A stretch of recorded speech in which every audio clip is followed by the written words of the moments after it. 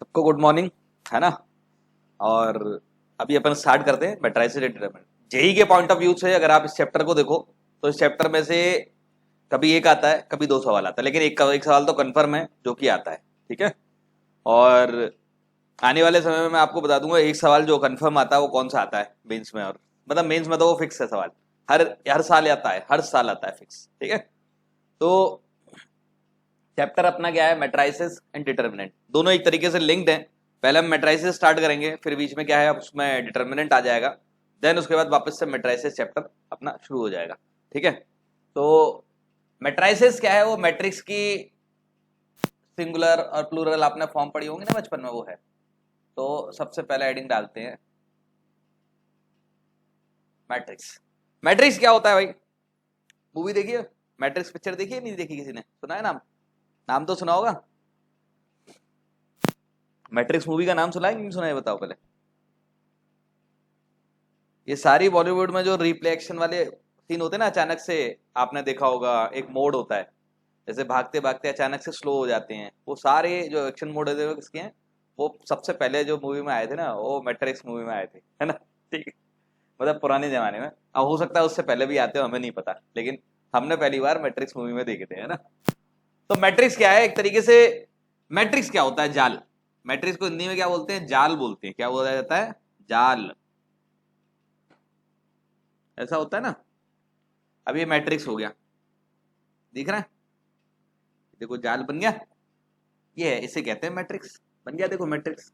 अच्छा लगा मैट्रिक्स? नहीं लगा? समझ गए?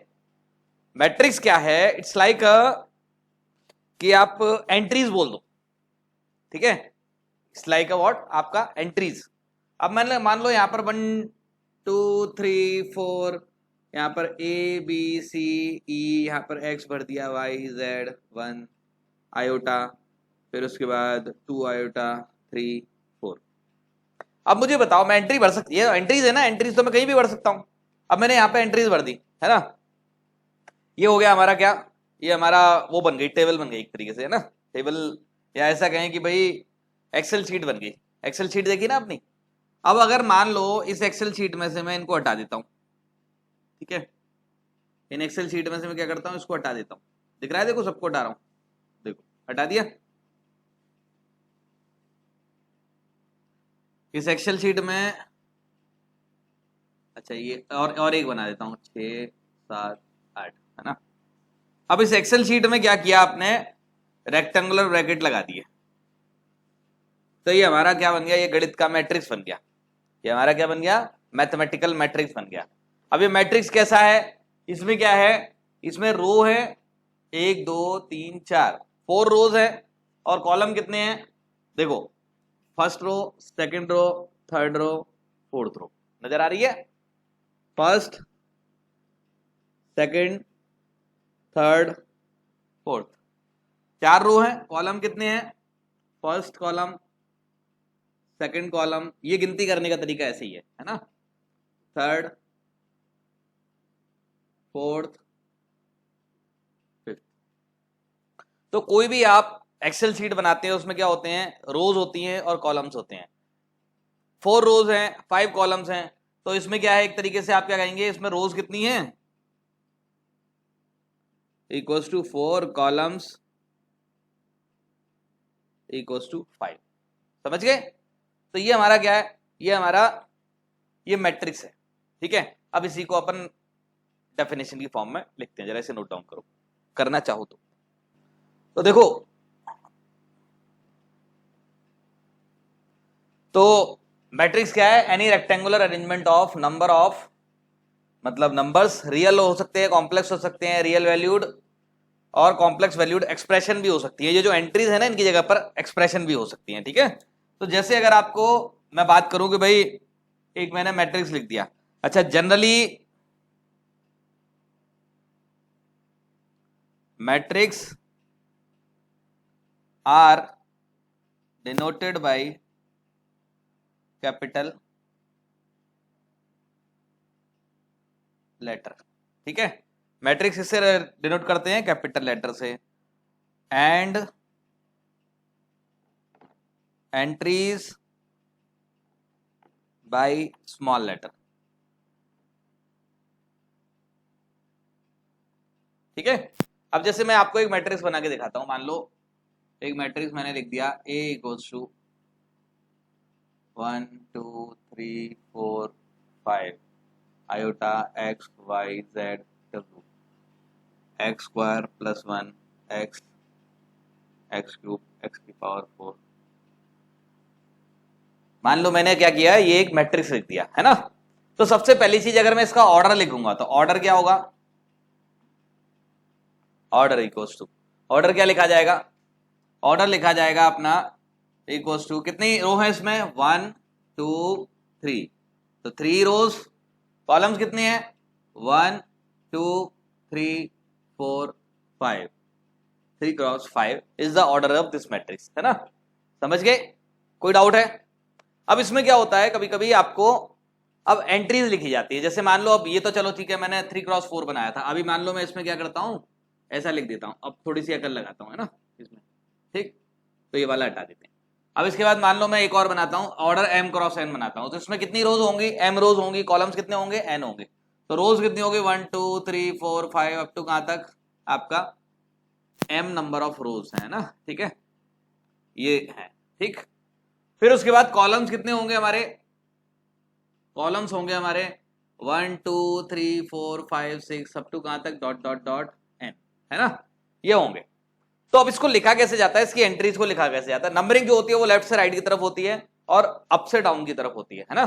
तो जैसे अगर आपको पहली एंट्री लिखनी है तो A11, इसका मतलब क्या है, ये पहली रो का पहला कॉलम है।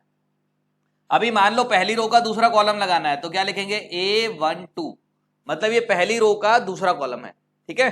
फिर क्या लिखेंगे A13, समझ गए, डॉट डॉट डॉट कहां तक जाएगा जल्दी बताओ, ये A1n जाएगा कि नहीं जाएगा बोलो, क्लियर है। फिर इसके बाद यहां पर आए A21 A31 dot dot dot AM1, clear. फिर उसके बाद अगला वाला कितना आएगा AM2 dot dot dot AMN, clear है, समझ गए। तो एंट्रीज अगर आपको कभी भी लिखनी है तो आप कैसे लिखते हैं AMN, तो यहां पर जो M होता है वो रो की वैल्यू होती है और जो N होता है वो किसकी वैल्यू होती है, कॉलम की वैल्यू होती है, क्लियर है, समझ गए। रोज कहां से काउंट की जाती हैं, फर्स्ट रो, ये कौन सी है, ये फर्स्ट है, ये सेकंड है, ये कौन सी है mth, ये क्या है फर्स्ट कॉलम है, ये कौन सा है सेकंड कॉलम है, ये क्या है nth कॉलम, ठीक है, क्लियर है बच्चों, बताओ।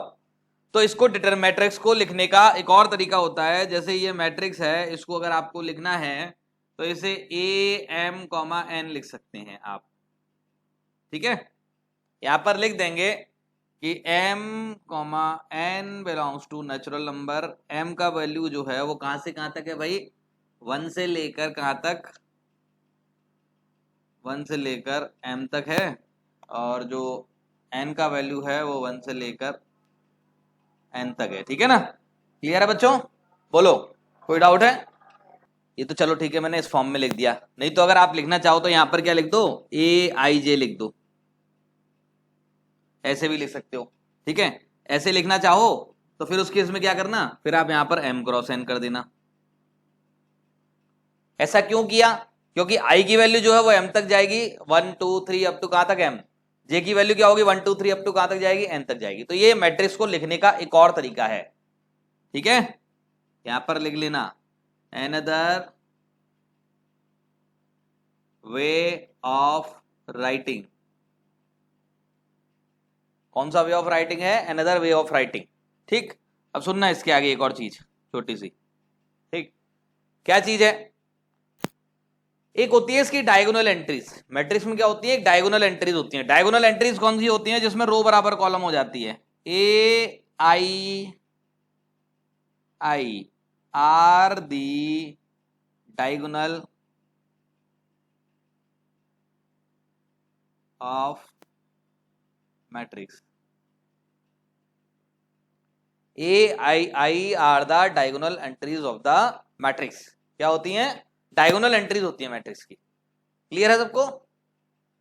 अब इसमें एक चीज और होती है, कहीं पर लिखा आ जाता है trace of matrix. Trace of matrix क्या होती है? डायगोनल एंट्रीज का सम ऑफ डायगोनल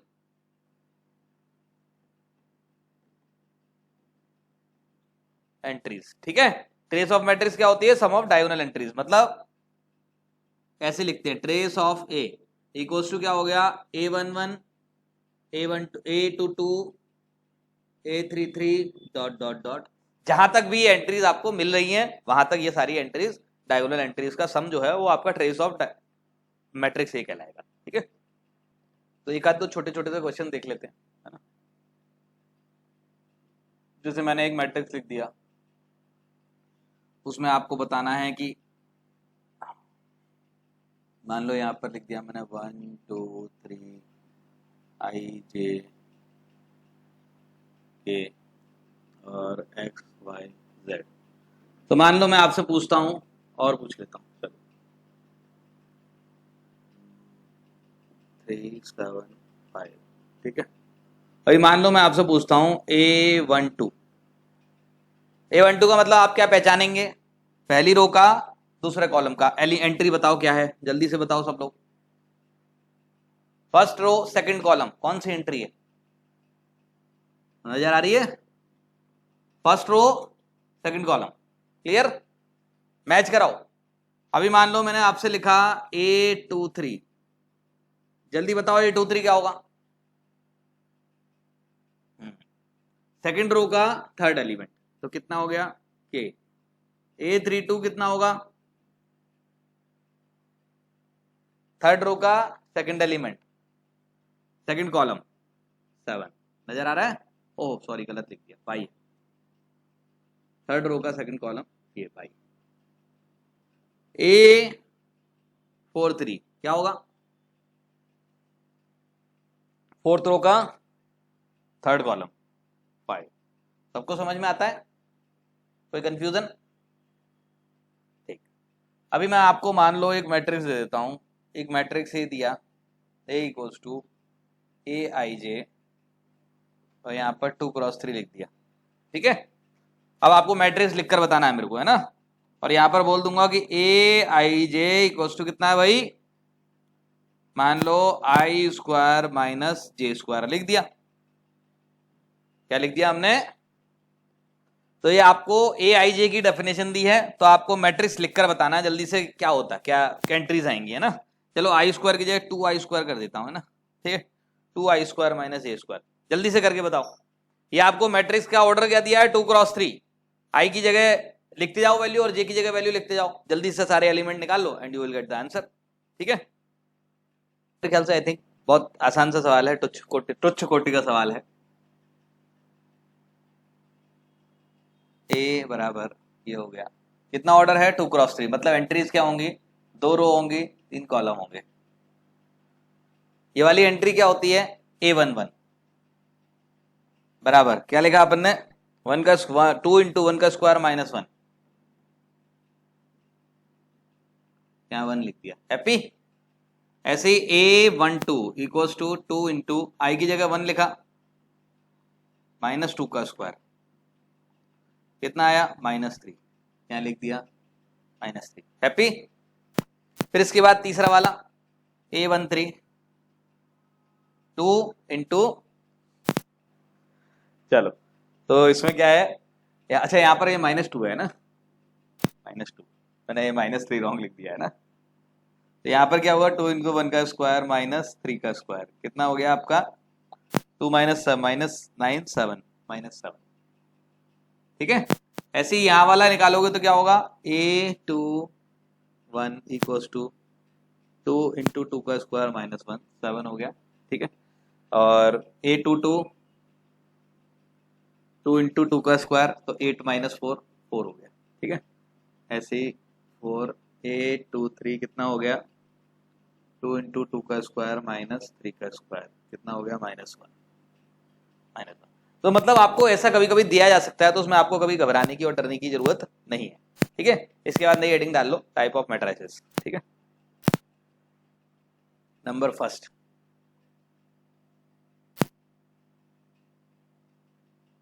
रो और हॉरिजॉन्टल मैट्रिक्स। नाम से क्या नजर आ रहा है भाई, रो है। हॉरिजॉन्टल से क्या नजर आ रहा है, हॉरिजॉन्टल है, सीधी सी बात है, ओनली वन रो। तो जो मैट्रिक्स होगा वो क्या होगा, ए आई जे इस फॉर्म का होगा, रो क्या होगी, एक होगी, और कॉलम कितने भी हो सकते हैं, कोई फर्क नहीं पड़ता इस बात का, है ना। तो इसको जब आप लिखेंगे तो इसी फॉर्म में आएगा, A11 A12 A13 dot dot dot A19 dot dot dot. ये हो गया हमारा, बहुत बढ़िया सुंदर मैट्रिक्स है ना, मजा आया कि नहीं देख के से, है ना, हॉरिजॉन्टल की फील आ गई। नंबर सेकंड, इसके बाद कॉलम मैट्रिक्स, क्या फील आ रही है, और वर्टिकल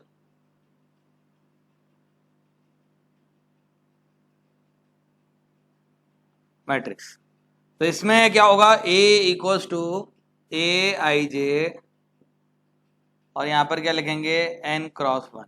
इसमें कॉलम क्या होगा, एक कॉलम होगा बस खाली। कितने कॉलम होंगे, only one column will be there, ठीक। तो यहां पर क्या लिखेंगे, तो ए मैट्रिक्स जो लिखा जाएगा वो कैसे लिखा जाएगा, A11, ठीक है, A11 A21 A31 dot dot dot AN1। Order क्या होगा, इसका ऑर्डर आपने लिख लिया 1 क्रॉस n, इसका ऑर्डर क्या होगा n क्रॉस 1, ठीक है, अगर n एंट्रीज है तो, ठीक है। क्लियर है सब बच्चों को, बताओ, कोई ऐसी अनक्लियर वाली चीज है ही नहीं इसमें जो ना क्लियर हो, ठीक है। इसके बाद नेक्स्ट नंबर,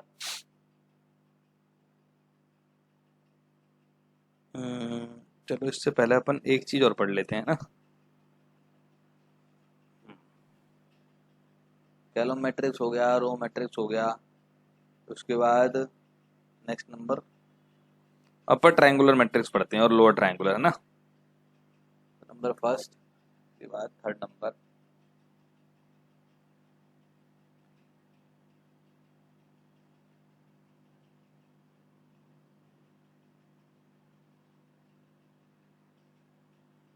ये जो थर्ड है ना, इसमें ए बी लिख लेना, थर्ड में ए, थर्ड में बी।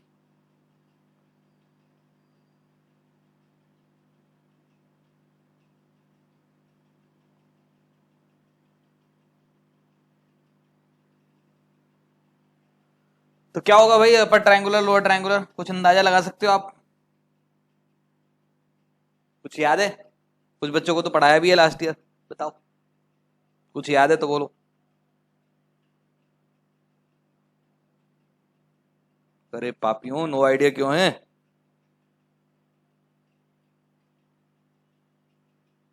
नो आइडिया क्यों है।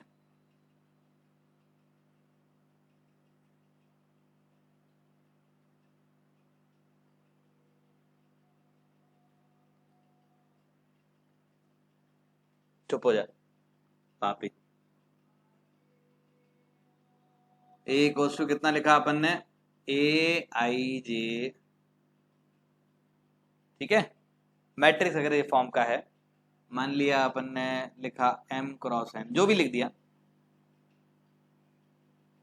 अगर ए आई जे मैट्रिक्स की एंट्रीज हैं तो ए आई जे जो होना चाहिए इक्वल्स टू 0 हो जाएगा अगर i का वैल्यू क्या है, ग्रेटर देन j। समझ गए, ये क्या है, रो और ये कॉलम।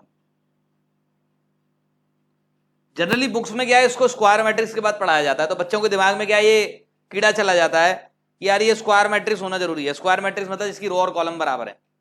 लेकिन मैं क्या है, थोड़ा सा पहले पढ़ा देता हूं, क्योंकि उसमें क्या है कि ये स्क्वायर मैट्रिक्स के अलावा बाकी में भी हो सकता है ना। जैसे अगर मान लो मैंने एक मैट्रिक्स लिया ए इक्वल्स टू, तो मैं एंट्रीज लिखता हूं, मान लो मैं 2x3 का मैट्रिक्स ले रहा हूं, कैसा मैट्रिक्स ले रहा हूं, 2x3 का, या चलो 3x4 का लेता हूं, 3 रो 4 कॉलम, तो 1 2 3 4 1 2 3 4 1 2 3 4, बढ़िया लगा। अब इंपॉर्टेंट चीज क्या है, अगर ये अपर ट्रायंगुलर मैट्रिक्स है तो इसमें लोअर ट्रायंगल 0 होता है ओरिजिनली, और लोअर ट्रायंगल कौन सा होता है, जिसमें रो की वैल्यू कॉलम से ज्यादा, वो एंट्री सारी है। अब देखो यहां पर अगर मैं कहूं पहले वाले एंट्री की, तो पहले वाले में A11 लिखोगे, क्या रो का वैल्यू कॉलम से ज्यादा है, नहीं है। यहां पर अगर आप देखेंगे तो इससे क्या लिखेंगे, A21, तो रो का वैल्यू क्या है, कॉलम से ज्यादा है, इसका मतलब ये वाली एंट्री क्या हो जाएगी बच्चों, 0 हो जाएगी, ठीक है। यहां पर भी अगर आप देखेंगे तो A31 रो का वैल्यू कॉलम से ज्यादा, ये 0 हो गई, ठीक है। यहां पर भी अगर आप देखेंगे A32 रो का वैल्यू कॉलम से ज्यादा। अच्छा, बाकी एंट्रीज भी 0 हो सकती है, लेकिन ये एंट्री 0 होना कंपलसरी है। अगर ये तीनों 0 हो गई तो ये कंपलसरी क्या हो जाएगा, it is what, upper triangular matrix हो जाएगा। क्लियर है, बोलो, एनी कंफ्यूजन, जल्दी बताओ, कोई कंफ्यूजन है तो बोलो किसी को। अब यहां पर आपके मन में आया जो भर दो, 1 2 3 x y z w 5 7 लिख दिया, लो बन गया, ये हो गया अपर ट्रायंगुलर, समझ में आया। अभी आप एक और लिख लो, a इक्वल्स टू 1 1 1 0 0 0 2 3 4, ये भी अपर ट्रायंगुलर हो गया, नजर आ रहा है, clear. This is the basic definition, ये डेफिनेशन है, इसको याद रखो बस, ठीक है। तो ऐसी अपर ट्रायंगुलर है तो लोअर ट्रायंगल में क्या हो जाएगा, a equals to A I J M cross n, अगर a I J equals to 0 हो जाएगा if i is less than j, clear है। अगर आई का वैल्यू क्या है बच्चों, जे से छोटा है, this is the basic definition. तो यहां पर क्या होगा, मान लो मैंने एक मैट्रिक्स ले लिया, उसका 1 2 3 4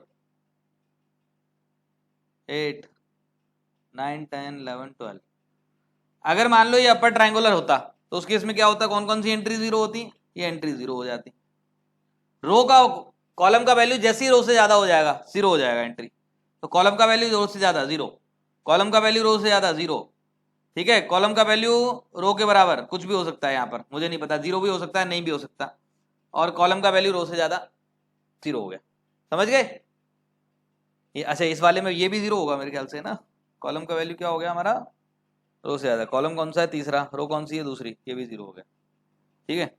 फिर उसके बाद और क्या हो गया, और यहाँ पर भी कॉलम का वैल्यू रो से ज़्यादा, यहाँ पर कॉलम का वैल्यू रो से ज़्यादा, ये भी 0 हो गया, यहाँ पर कॉलम का वैल्यू रो से ज़्यादा, ये भी 0 हो गया, तो बहुत सारे 0 हो गए इसमें ना, नजर आ रहे हैं। अब इसका वैल्यू कुछ भी हो सकता है, यहाँ पर 5 लिख दो, ठीक है। कॉलम का वैल्यू रो के बराबर है तो 0 हो या ना हो गारंटी नहीं है, ठीक है। कुछ मैट्रिसेस ऐसे भी होते हैं जो लोअर भी होते हैं और अपर ट्रायंगुलर भी होते हैं, तो लोअर अपर और अपर ट्रायंगुलर होते हैं, उस केस में क्या होगा आपका, ए आई जे रो की वैल्यू कॉलम से ज्यादा हो गई तो 0 हो जाएगा, रो की वैल्यू कॉलम के बराबर हो गई तो भी 0 हो जाएगा। समझ में आया कि नहीं आया, बोलो, एनी डाउट। तो कभी किसी के दिमाग में ये कंफ्यूजन रहेगा कि अपर ट्रायंगुलर या लोअर ट्रायंगुलर होता है वो स्क्वायर मैट्रिक्स होना जरूरी है। स्क्वायर मैट्रिक्स वो मैट्रिक्स होते हैं जिसमें रो की वैल्यू कॉलम के बराबर होती है, number of rows equals to number of columns होती है। तो किसी के दिमाग में ये कंफ्यूजन आएगा कि अब लोअर ट्रायंगुलर या अपर ट्रायंगुलर होने के लिए आपको स्क्वायर मैट्रिक्स होना जरूरी है। जरूरी है क्या, बोलो जल्दी से, इज इट कंपलसरी, ठीक है। तो अपर वो आपका स्क्वायर मैट्रिक्स हो सकता है, नहीं भी हो सकता है, ठीक है, नोट कर लो। अब इसके बाद नई हेडिंग डाल लो, स्क्वायर मैट्रिक्स, है ना। इसके बाद नेक्स्ट नंबर लिख लो स्क्वायर मैट्रिक्स या नल मैट्रिक्स लिखो पहले, है ना।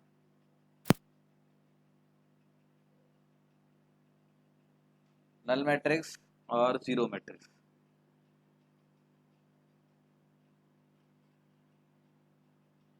अगर एक matrix A equals to A I J M cross N दे रखा है, ठीक है, तो if A I J equals to 0 for all I comma J, I का वैल्यू, इसका मतलब क्या है, आई का वैल्यू 1 से लेकर m जा सकता है, आई जे का वैल्यू 1 से लेकर n जा सकता है। अगर इसकी सारी एंट्री जीरो हो जाएंगी तो आप क्या बोलेंगे, सीधे से नल मैट्रिक्स है। जैसे अगर आपको A2 क्रॉस 3 का नल मैट्रिक्स बना के दिखाता हूँ, 2 रो होंगी, 3 कॉलम होंगे, 0 0 0 0 0 0। हैप्पी? कुछ नहीं है, एकदम खराब सा मैट्रिक्स होता है। ठीक, इसके बाद नेक्स्ट नंबर आ जाते हैं, स्क्वायर मैट्रिक्स।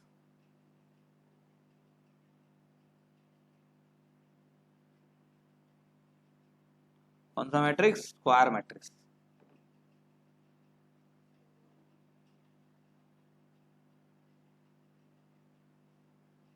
स्क्वायर मैट्रिक्स भाई क्या होता है? स्क्वायर मैट्रिक्स अगर रो बराबर कॉलम हो जाए,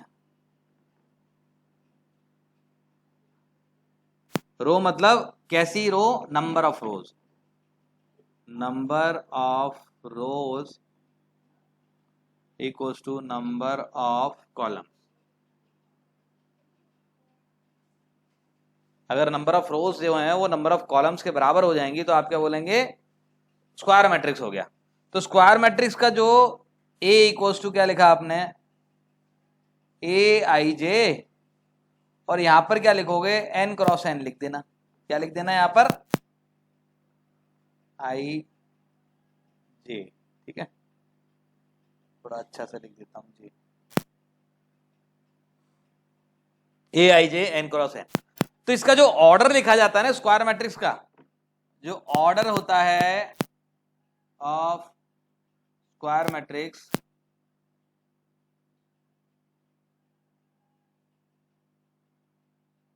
इज n। क्या लिखा? इसका ऑर्डर क्या है? n। स्क्वायर मैट्रिक्स का ऑर्डर अगर n लिखा जा रहा है, इसका मतलब इसका ऑर्डर क्या है? n cross n। क्योंकि स्क्वायर मैट्रिक्स बोलते ही आपके दिमाग में क्या आ जाता है? रो इक्वल्स टू कॉलम। तो स्क्वायर मैट्रिक्स में ऑर्डर n क्रॉस n नहीं बोला जाता, जनरली क्या बोला जाता है? Square matrix of order n। Bracket में लिख लेना n क्रॉस n, इसका मतलब ये होता है।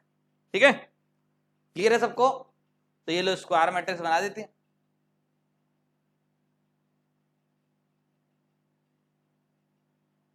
एक दो तीन चार और बना लो।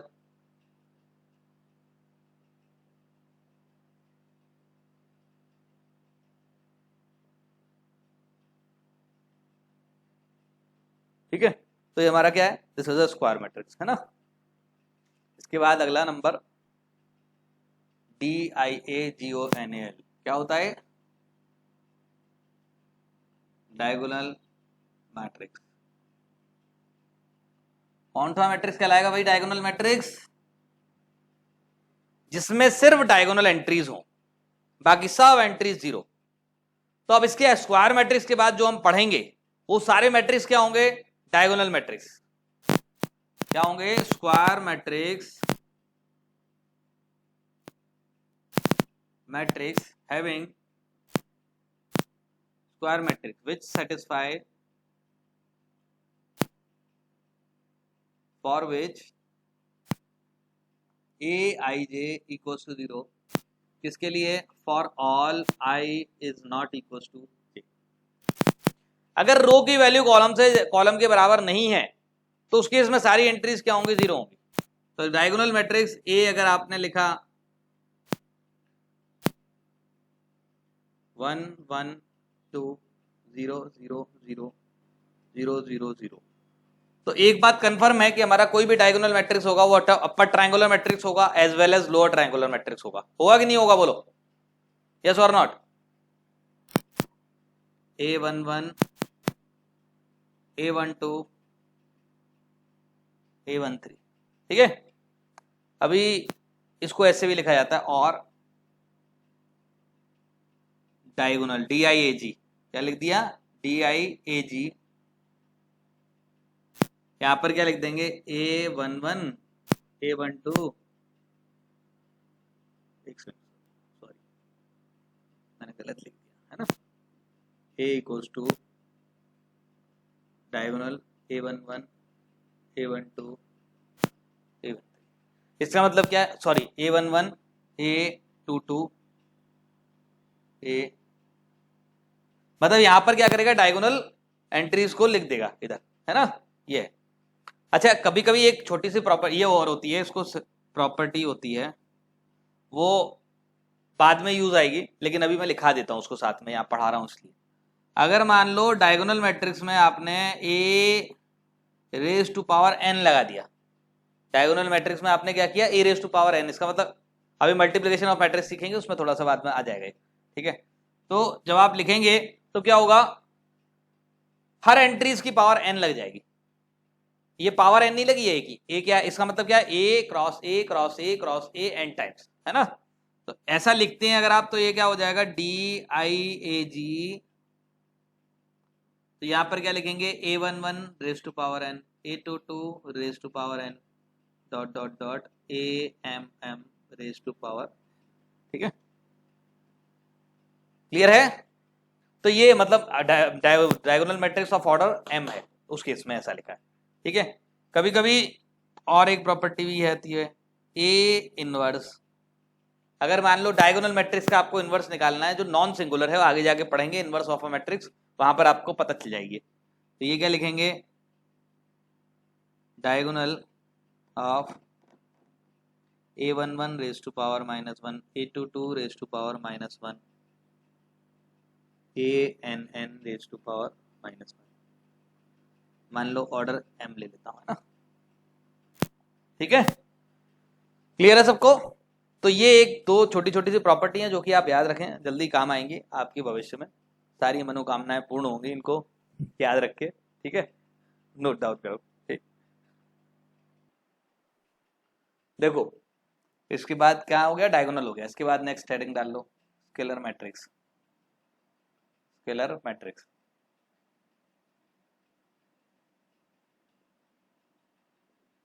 स्केलर मैट्रिक्स क्या है, ऑल डायगोनल मैट्रिक्स, कौन सा मैट्रिक्स है,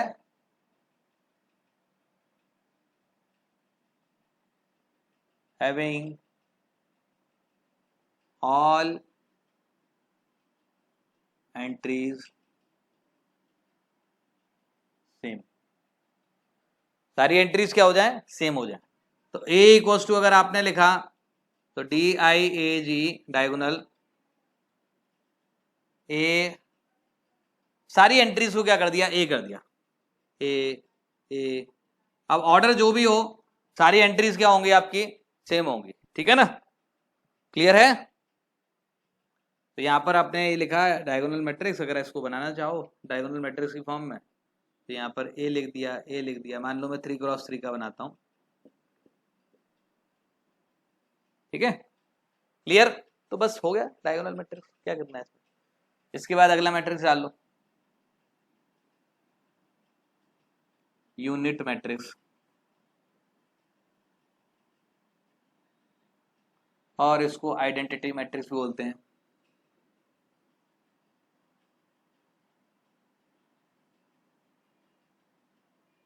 तो ए इक्वल्स टू 0 0 1, क्लियर, ये मिल गया। और भी लिख दो 1 1 1 0 0 0 0 0 0, कुछ कुछ जगह पर इसका नाम आपको I2 भी नजर आएगा, आइडेंटिटी मैट्रिक्स ऑफ ऑर्डर 2, इसका नाम कुछ कुछ जगह पर आपको आइडेंटिटी मैट्रिक्स ऑफ ऑर्डर 3 भी लिखा जाएगा, और इसको अपन I2 भी लिख सकते हैं, इसका नाम I भी लिख सकते हैं, इसका नाम I भी लिखा जा सकता है, क्योंकि आइडेंटिटी मैट्रिक्स तो है ही सारे, है ना, ठीक है। अभी आपने और लिखा तो I इक्वल्स टू, और लिख दो, एक मिनट,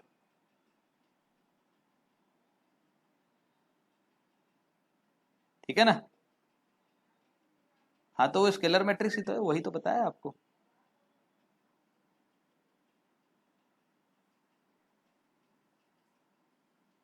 बस हो गया identity matrix.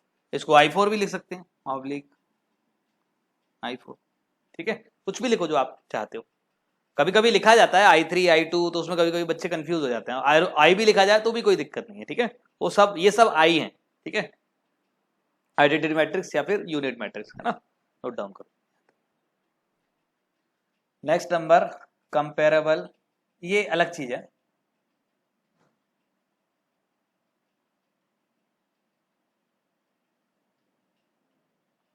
To matrix having same order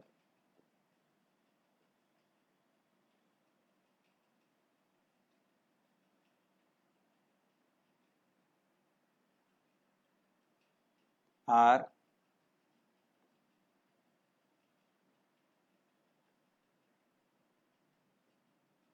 matrices. ठीक है, मैट्रिक्स जिनका ऑर्डर सेम है, जैसे अगर आपने एक मैट्रिक्स बोल दिया a b c d e f, दूसरा मैट्रिक्स आपने बी बोल दिया 1 2 3 4 5 बी, तो ए एंड बी आर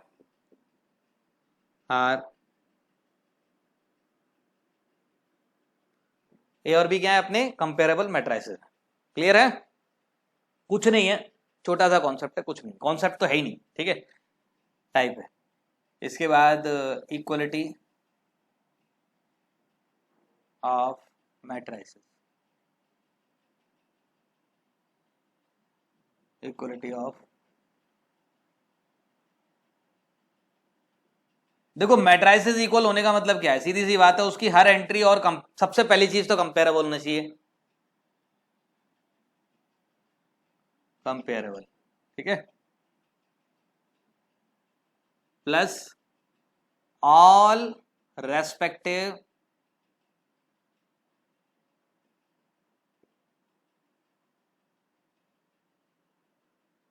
सीधी सी बात है, सारी एंट्री सेम होनी चाहिए। अगर आपको बोल दिया कि भाई ए मैट्रिक्स है, वो लिखा है A1123B, और मान लो यहां पर लिखा है 12C और DE और 2।